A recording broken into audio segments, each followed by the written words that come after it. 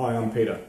Today I want to talk to you about the power of choice, and this is a fundamental video from our little series, Everything I've Learned Yet Need to Practice. So the power of choice is an interesting topic. We see so much of it in social media and on the popular media that we need to make positive choices in our life.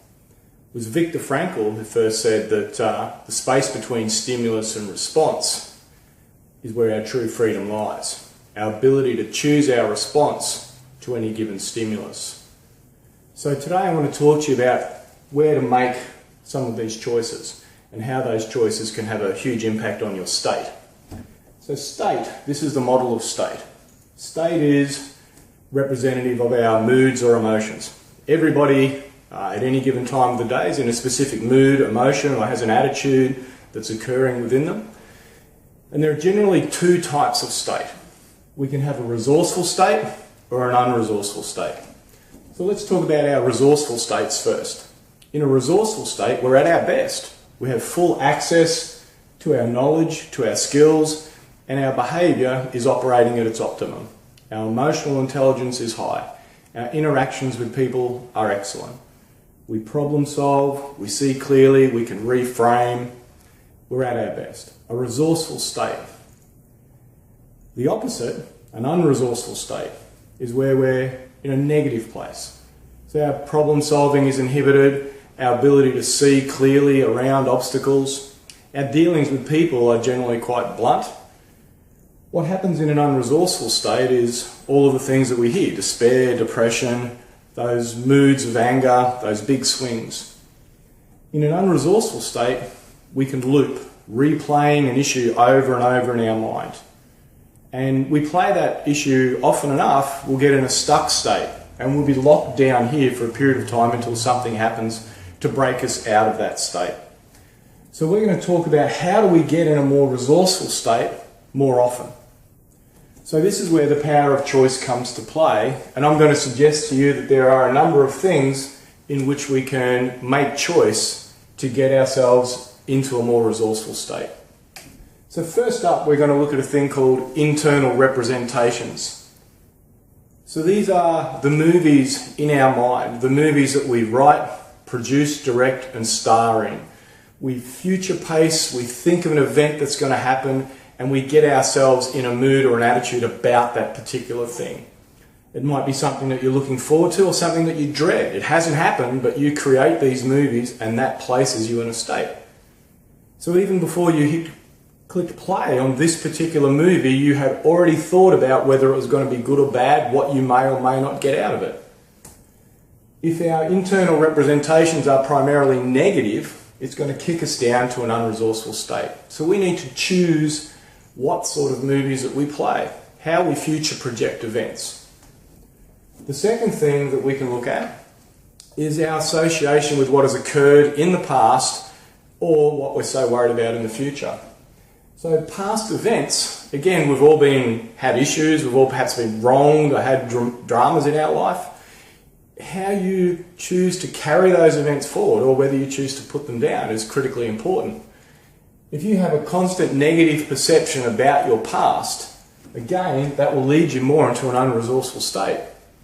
And the longer you hang on to it, the more you're going to loop over that negative issue, that negative event in your past. Worrying about the future brings a lot of anxiety for people. And so again, worry, negative, leads us into an unresourceful state. We can make choice here. We can choose to be in the now, to not future project in a negative way, to deal with the issues of the past and put them down. They have occurred. I think it was Gandhi that said, don't let people with dirty shoes walk around in your mind. Learn to put stuff down. It's a choice. The other three things on the bottom I see as the base, very, very critical. And we have control, we have choice over all of these things. The first one is our physiology. So how we choose to maintain our body posture. If you see somebody in pain, they generally slump and hunch over. Whether that pain is physical, mental, emotional, spiritual pain. How you carry yourself is important. You watch some people drag their ass into work in a completely negative state, in an unresourceful place, and their physiology just reinforces it and continues to get it stuck and ensure it loops.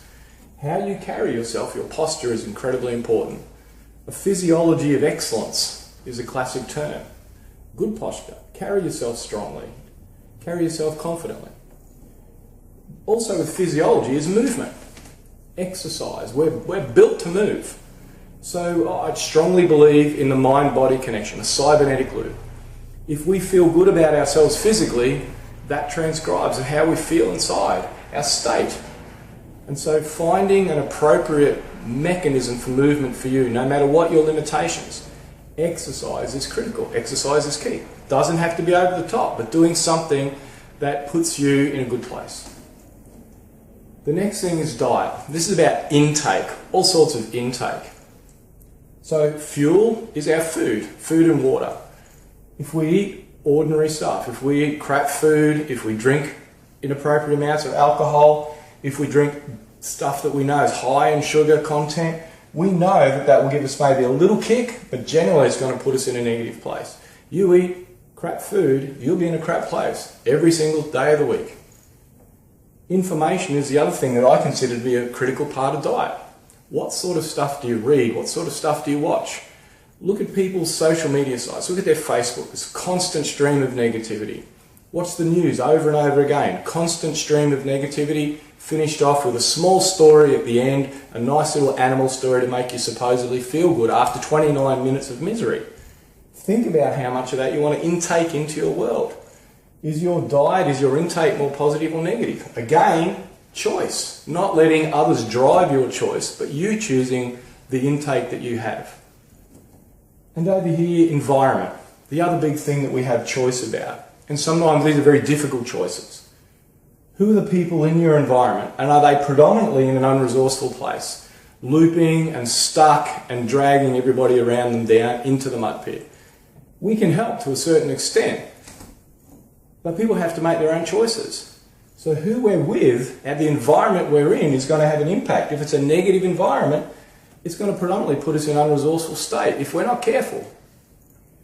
The places that we are, where we choose to be, where we choose to live. What's the energy in the culture of where you're at? Is it a predominantly negative place? Where do you work?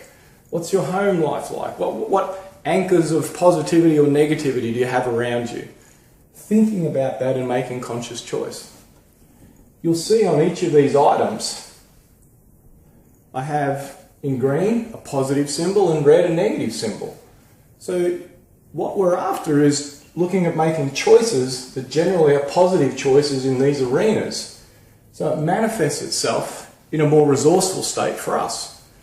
It only takes one, and if it's a big enough one, it's going to definitely flip you into an unresourceful place. So how do we get out of this place, this unresourceful place? First, we need to be aware of it. And so in our awareness, we need to be non-judgmental about our awareness. We need to be non-critical of ourselves, but just be aware that we're there. Because otherwise we'll get frustrated and angry and upset. That we are frustrated, angry and upset. It's a meta emotion. And so that just causes us to loop. So non-judgmental awareness about where I honestly am. Am I in a resourceful place, full access, or am I down here looping and stuck? If I'm down here, awareness comes back. Now, choice. What choices am I making in these aspects that drive state? Can I make better choices? This is where true empowerment lies. Thinking about this moment to moment, hour to hour, day to day. Where am I? What state am I in? We need more resourceful people in our world. We need our leaders, our teachers, our mentors, our parents. This applies to everybody. We can all use this model. We can check ourselves against this model on a regular basis. I know I use it and it brings me great joy. I hope it does for you. Thank you.